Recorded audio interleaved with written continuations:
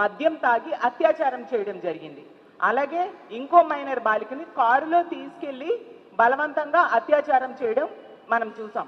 అలాగే తీసుకుంటే ఇంకో విషయం, తిరుపతి జిల్లాలో తీసుకుంటే సూలూరుపేటలో ప్రభుత్వ హాస్పిటల్లో ఒక వ్యక్తి మద్యం తాగి హాస్పిటల్లో వీరాంగం సృష్టించి మహిళల మీద దాడి చేయడం జరిగింది. అలాగే కర్నూలు జిల్లాలో తీసుకుంటే కోడుమూరు మండలం ప్రాథమిక పాఠశాలలో గవర్నమెంట్ టీచరు అక్కడున్న పిల్లల మీద లైంగిక దాడికి ప్రయత్నించడం. ఎంత దురదృష్టకరమైన సంఘటనలు ఈ రాష్ట్రంలో వినాల్సి వస్తుందో మనం చూస్తూ ఉన్నాము. తీసుకుంటే ఈ కూటమి ప్రభుత్వానికి ఇన్ని సంఘటనలు జరుగుతున్నా కనీసం చలనం లేదు. హోమ్ మినిస్టర్ గారు అయితే ఎప్పటిలాగే ఈ కొత్త సంఘటనలకు కూడా పిఆర్ఓతో ఒక ప్రెస్ స్టేట్మెంట్, మేము చర్యలు తీసుకుంటాము అని. ఏమి చర్యలు తీసుకున్నారు? 8 నెలలు అయింది. 8 నెలల్లో ఇన్ని క్యాబినెట్ మీటింగ్స్ జరిగాయి. దీనికోసం మహిళల రక్షణ కోసం ఎటువంటి చర్యలైనా మీరు తీసుకున్నారా? ఎటువంటి యాక్షన్ ప్లాన్ లేదా గతంలో జగన్మోహన్ రెడ్డి గారు తీసుకొచ్చిన దిశ వ్యవస్థని మీరు నిర్వీర్యం చేసేశారు. దానికి సమాంతర వ్యవస్థనో దానికి సరిపోయిన వ్యవస్థనో ఏమైనా తీసుకొచ్చారా? ఉన్న వ్యవస్థలు లేకుండా చేసేసి కొత్త వ్యవస్థల్ని మహిళల రక్షణ కోసం మీరు తీసుకురాకపోవడం వలన భద్రత ఎంత ఘోరంగా ఉందో మనందరము చూస్తూ ఉన్నాం. ఇన్ని వరుస సంఘటనలు, రోజుకి 50-60 సంఘటనలు మహిళల మీద దాడులు కానీ అత్యాచారాలు కానీ హత్యలు కానీ జరుగుతున్నాయని ప్రభుత్వమే మొన్న అసెంబ్లీ సెషన్స్లో చెప్పడం జరిగింది. అంటే గంటకు 2-3 సంఘటనలు మహిళల మీద ఇలాంటివి జరుగుతూ ఉన్నాయి. దీని అన్నిటికీ కారణం ఏంటి? మద్యం ఏరులై పారుతూ ఉంది. కూటమి ప్రభుత్వం అధికారంలోకి వచ్చాక బెల్ షాప్స్ అనేవి విచ్చలవిడిగా కనిపిస్తూ ఉన్నాయి. 50,000కు పైగా బెల్ షాప్స్ ఈ ప్రభుత్వం అధికారంలోకి వచ్చాక పెట్టడం జరిగింది. తక్షణమే బెల్ షాప్స్ తగ్గించాలి. అసలు మొన్న సంక్రాంతి జరిగింది, గతంలో ఎన్నడూ జరగనంత మద్యం అమ్మకాలు జరిగాయి. ఎందుకంటే బెల్ షాప్స్ విచ్చలవిడిగా ఉండడం వల్ల మద్యం అవైలబిలిటీ పెరిగిపోయింది. ఎనీ టైం మనీ లాగా ఎనీ టైం మద్యం అనేది ఈ ఆంధ్రప్రదేశ్ రాష్ట్రంలో ఈ కూటమి ప్రభుత్వం అధికారంలోకి వచ్చాక కనిపిస్తూ ఉంది. మద్యం వెచ్చలవిడిగా దొరకడం వలన వీళ్ళు మద్యానికి బానిసయి ఇలాంటి దుర్మార్గులు మహిళల్నే టార్గెట్ చేసి దాడులు చేయడం కానీ, లైంగిక దాడులు చేయడం కానీ, అత్యాచారాలు చేయడం కానీ, హత్యలు చేయడం కానీ మనం చూస్తూ ఉన్నాము. తీసుకుంటే ఈ రాష్ట్రంలో 80% ఇలాంటి సంఘటనలు మద్యం మత్తులో చేసినవే. అలాగే తీసుకుంటే గంజాయిని హోమ్ మినిస్టర్ గారు చెప్పారు, గంజాయిని 100 రోజుల్లో అరికడతామని. చూసుకుంటే ఆవిడ నివాసం ఉంటున్న విశాఖపట్నంలో జైలు ఉంది, జైల్లో గంజాయి పండిస్తున్నారు. అలాగే ఆవిడ నివాసం ఉంటున్న విశాఖపట్నంలో కేజీహెచ్ బ్యాక్ సైడ్ గంజాయి పండిస్తూ ఉన్నారు. అసలు ఆవిడ నివాసం ఉంటున్న విశాఖపట్నంలో ఈ భీమిలి నియోజకవర్గం ఉంది. ఇలాంటి సంఘటనలు మనం చూస్తూ ఉన్నాము. మరి గంజాయిని ఎక్కడ నిర్మూలించారు? సాక్షాత్తు ముఖ్యమంత్రి గారి సొంత నియోజకవర్గం కుప్పంలో కూడా గంజాయిని పండిస్తూ ఉన్న పరిస్థితి. అసలు హోమ్ మినిస్టర్ గారి సొంత నియోజకవర్గం మీదుగా ఈ గంజాయి సరఫరా జరుగుతూ ఉందనేసి అందరూ చెప్తూ ఉండే పరిస్థితి. సాక్షాత్తు స్పీకర్ గారే చెప్పారు, వెచ్చలవిడిగా విశాఖపట్నం, ఉమ్మడి విశాఖపట్నం జిల్లాలో గంజాయి అవైలబిలిటీ పెరిగిపోయింది అని చెప్పి మీ పార్టీ వాళ్ళే చెప్తూ ఉన్నారు. అంటే ఎంత అసమర్థమైన పాలన జరుగుతూ ఉంది ఈ రాష్ట్రంలో అనేది అర్థం చేసుకోవచ్చు. హోమ్ మినిస్టర్ గారు అయితే ప్రతిసారి కూడా స్టేట్మెంట్స్ ఇస్తూనే ఉంటారు, మా కూటమి ప్రభుత్వం అధికారంలోకి వచ్చింది, మహిళలు ప్రశాంతంగా నిద్రపోవచ్చు అని. 8 నెలలు అయింది, ఎక్కడమ్మా హోమ్ మినిస్టర్ గారు మహిళలు ప్రశాంతంగా నిద్రపోతున్నారు అని నేను అడుగుతూ ఉన్నాను. మీరు తీసుకుంటే పండగ సమయంలో కోడి పుంజులతో ఫోటోలు దిగుతారు. అంటే కోడి పందాలకి బరిలో నిలపడానికి మీరేమో లైసెన్స్ ఇచ్చేసినట్టుగేనా?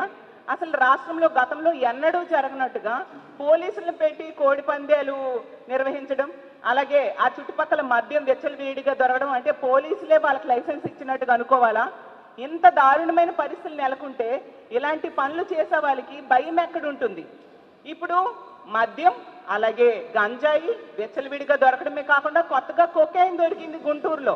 అంటే సాక్షాత్తు ముఖ్యమంత్రి గారి నివాసం ఉంటున్న జిల్లాలో కొకైన్ దొరికింది. అంటే ఎటువైపు మన ఆంధ్రప్రదేశ్ రాష్ట్రం వెళ్తూ ఉంది? ఈ రాష్ట్రంలో మహిళల భద్రత ఏంటి? మహిళల ప్రాణాలు గాల్లో దీపాలు అయిపోయాయి. మహిళల మానాలు రక్షణ లేని పరిస్థితి, మహిళల మానాలకి రక్షణ లేని పరిస్థితి ఈ రాష్ట్రంలో నెలకొని ఉంది అనేది క్లియర్గా అర్థమవుతుంది. ఈ రాష్ట్రంలో ఉన్న పోలీసుల్ని పోనీ వాళ్ళనైనా మహిళల రక్షణ కోసమో ప్రజల రక్షణ కోసమో ఉపయోగిస్తారంటే అది లేదు. ఎంతసేపు కూడా రెడ్ బుక్ రాజ్యాంగం ఎలా అమలు చేయాలి, ప్రతిపక్ష పార్టీ వాళ్ళకి కక్ష సాధింపులు ఏ విధంగా చేయాలి అన్నదానికే పోలీసుల్ని ఉపయోగిస్తూ ఉండే పరిస్థితి. ఎంత ఘోరం అంటే లోకేష్ గారు దావూస్ వెళ్ళారు, అక్కడ కూడా ఈ రెడ్ బుక్ గురించి మాట్లాడుతూ ఉన్నారు. అంటే రెడ్ బుక్ అనేది ఏమైనా మహిళలకు రక్షణ సంబంధించిన అంశమా? మహిళల రక్షణ కోసం ఎటువంటి చర్యలు తీసుకోలేదు సరికదా. మళ్ళీ ఎంతసేపు కూడా ఏదో మహిళలకి రక్షణ ఇచ్చేస్తున్నట్టుగా హోమ్ మినిస్టర్ గారు స్టేట్మెంట్స్ ఇస్తూ ఉన్నారు. స్టేట్మెంట్స్ ఎవరికి కావాలి? నిత్యం ఇన్ని సంఘటనలు. హోమ్ మినిస్టర్ గారు పక్క నియోజకవర్గం తీసుకుంటే యలమంచిలిలో, ఏటికొప్పాకలో మొన్ననే చూసాము. 4 సంవత్సరాల చిన్నారి, 4 ఏళ్ల బాలిక మీద లైంగిక దాడి జరిగింది. ఎంత దారుణం! ఏమైనా స్పందించారా హోమ్ మినిస్టర్ గారు అని నేను అడుగుతూ ఉన్నాను. 4 ఏళ్ల చిన్నారి మీద లైంగిక దాడి జరిగితే మీరేమైనా స్పందించారా? వాళ్ళ కుటుంబానికి ఒక భరోసా ఇవ్వడం కానీ, ధైర్యం చెప్పడం కానీ, ఒక ఆర్థిక సాయం చేయడం కానీ ఏమైనా చేశారా? మీ పక్క నియోజకవర్గమైన యలమంచిల్లో గతంలో రాంబెల్లిలో దర్శిని అనే అమ్మాయికి సురేష్ అనే వ్యక్తి ఇంటికి వెళ్ళి కత్తితో పొడిచి చంపేశాడు. ఆ కుటుంబానికి ఇప్పటికి ఇన్ని నెలలు అయిపోయింది. ఆ సంఘటన జరిగి ఇంచుమించు 6 నెలల పైగా అయ్యింది. ఇన్ని నెలలైనా మీరు పక్క నియోజకవర్గమే ఒక 100-200 సార్లు ఆ పక్క నుంచి తిరుగుతూ ఉంటారు కదా. ఆ కుటుంబానికి ఏమైనా మీరు వెళ్ళి ధైర్యం చెప్పడం కానీ, ఆర్థిక సహాయం కానీ చేశారా? ఈ రాష్ట్రంలో మీరు తీసుకుంటే ఇన్ని సంఘటనలు జరుగుతూ ఉన్నాయి. ఏ సంఘటన కూడా ప్రభుత్వం పట్టించుకున్న దాఖలాలు లేవు. కొన్ని సంఘటనలు ఎక్కడైనా వీళ్ళు పట్టించుకున్నారు అంటే ఏవైతే జగన్మోహన్ రెడ్డి గారు పరామర్శకు వెళ్తారో అక్కడికి మాత్రం హోమ్ మినిస్టర్ గారు వాళ్ళ మంత్రులు తొందరగా వెళ్ళి జగన్మోహన్ రెడ్డి గారి కంటే ముందు క్రెడిట్ ఏదో కొట్టేయాలి అన్న టైప్గా వీళ్ళు వెళ్ళి పరామర్శ చేస్తూ ఉంటారు తప్ప వీళ్ళు స్వతహాగా వాళ్ళంతటి వాళ్ళు ఈ కుటుంబానికి ధైర్యం చెప్పాము, ఈ మహిళకి ధైర్యం చెప్పాము అనే సంఘటన ఎక్కడ కూడా మనం చూడని పరిస్థితులు నెలకొని ఉన్నాయి. అంటే ఎంతసేపు రాజకీయాలు చేయడం, లేదా ఇసుక లెక్కర్ వీటిల్లో ఎలా సంపాదించాలి అని ఆలోచించడం, లేదా పదవుల కోసం ప్రాకులాటలు, సీఎం పదవి, డిప్యూటీ సీఎం పదవి కావాలి అనుకుంటూ కోట్లాడుకోవడం, వీటి మీద కనబరుస్తున్న శ్రద్ధ మహిళల మాన ప్రాణాల రక్షణ కోసం మీరు చూపెట్టట్లేదు అనేది క్లియర్గా తేట తెల్లమైపోయింది. ఈ రాష్ట్రంలో ఉన్న కూటమి ప్రభుత్వానికి, ఈ రాష్ట్రంలో ఉన్న మహిళలందరి తరఫున నేను వేడుకుంటూ ఉన్నాను, బెల్ షాప్స్ తొలగించండి. బెల్ షాప్స్ వలనే ఇంత విచ్చలవిడిగా మద్యం దొరుకుతూ ఉంది.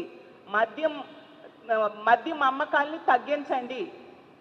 లేకపోతే ఖచ్చితంగా బెల్ షాప్స్ దగ్గరికి వెళ్ళి మా వైఎస్ఆర్ కాంగ్రెస్ పార్టీ తరఫున, మహిళల తరఫున మేమందరము కలిసి బెల్ షాప్స్ మేమే ధ్వంసం చేసే పరిస్థితి రానున్న రోజుల్లో మీరు చూస్తారు. ఎందుకంటే మహిళలు ఈరోజు ఇంట్లో ఉన్నా భయపడిపోతున్నారు, బయటికి వెళ్ళాలంటే భయపడుతున్నారు, స్కూల్కి వెళ్ళాలంటే భయపడుతున్నారు. ఎంత దారుణమైన సంఘటనలు జరుగుతూ ఉన్న ప్రభుత్వంలో ఎటువంటి చలనము లేదు. అసలు మహిళల రక్షణ కోసం ఒక దిశ లాంటి వ్యవస్థ ఎక్కడుంది? గతంలో జగన్మోహన్ రెడ్డి గారి పాలనలో దిశ యాప్ ఉండేది, దిశ పోలీస్ స్టేషన్స్ ఉండేవి. దిశ చట్టాన్ని తీసుకొచ్చి అసెంబ్లీలో తీర్మానం చేసి కేంద్రం దగ్గర కేంద్రంకి పంపించడం జరిగింది. అది కేంద్రంలో పెండింగ్లో ఉంది. మరి దానికి మీరు కూటమి ప్రభుత్వమే కదా, ఆ దిశని పేరు కావాలంటే మార్చుకోండి. ఆ దిశ చట్టం కేంద్రం దగ్గర పెండింగ్లో ఉన్నదాన్ని అమలయ్యేట్టుగా ఎందుకు మీరు చేయట్లేదు? దిశ యాప్ అసలు జగన్మోహన్ రెడ్డి గారి ప్రభుత్వంలో ప్రతి మహిళ కూడా, అంటే 1,30,00,000 మంది మహిళలు దిశ యాప్ డౌన్లోడ్ చేసుకున్నారు. ఆ దిశ యాప్ ఉండడం వల్ల ఎంతో ధైర్యంగా ఫీల్ అయ్యేవారు ఆ రోజుల్లో. దిశ యాప్లో SOS బటన్ కనుక నొక్కితే కేవలం 10-15 నిమిషాల్లోనే పోలీసులు వచ్చి రక్షణ కల్పించేవారు. మరి ఇప్పుడు ఏదైనా మహిళకి ఇలాంటి కష్టం వస్తే ఏ వ్యవస్థని వాళ్ళు కాల్ చేస్తే మహిళలకి రక్షణ దొరుకుతుంది? మీరే చెప్పండి. ఎంత నిర్లక్ష్యంగా మహిళల భద్రత కోసం మీరు వ్యవహరించడం నిజంగా దారుణం. ఖచ్చితంగా దీని మీద చర్యలు తీసుకోవాల్సిన అవసరం ఉంది. ఇన్ని వరుస సంఘటనలు జరుగుతున్నాయి. హోమ్ మినిస్టర్ గారు నివాసం ఉంటున్న జిల్లా, హోమ్ మినిస్టర్ గారు సొంత జిల్లాలో, ముఖ్యమంత్రి గారి సొంత జిల్లాలో జరుగుతూ ఉన్నాయి. అలాగే డిప్యూటీ సీఎం గారి సొంత నియోజకవర్గంలో జరుగుతున్నాయి. ప్రతి జిల్లాలో జరుగుతూ ఉన్నా కూడా ఎటువంటి చలనం కూడా ఈ ప్రభుత్వానికి కనిపించటం లేదు. ఎటువంటి చలనం లేని పరిస్థితి మనం చూస్తూ ఉన్నాం. కాబట్టి ఎప్పటికైనా కళ్ళు తెరిచి మహిళల రక్షణ మీద దృష్టి పెట్టాల్సిందిగా కోరుతూ ఉన్నాను.